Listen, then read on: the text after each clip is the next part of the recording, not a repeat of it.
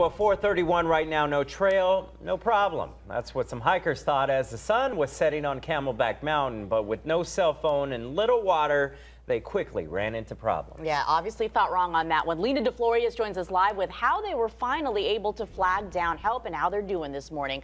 Hi, Lena. Hi, you know what? It's so beautiful out here right now. You've got all the city lights. It's nice and cool. You get that gorgeous cityscape and the night sky. But let's take a look at what it looks like if you're standing here in the dark.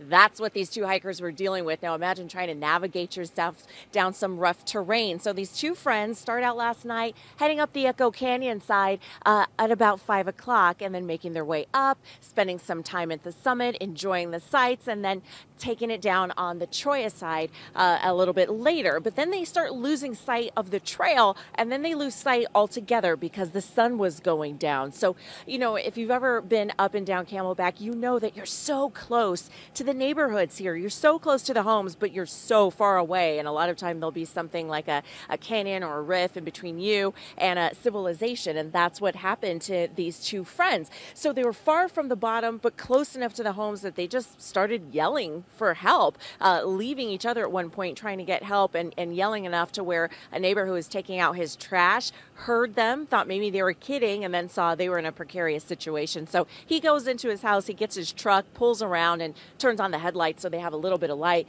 calls 911, but also calls the gal's mom to tell her that they're okay. Take a listen to what it was like at the top. We started about 5 o'clock, and we just took about an hour or so. Got up there around 6. Just enjoyed the top for a little bit. Sun was going down, and just tried to maneuver our way down. Before you know it, just turned into a nightmare. So he had said they made a couple of mistakes. One, obviously, being going up so late, but also they didn't bring a phone with them. They were trying to disconnect and really just be in nature.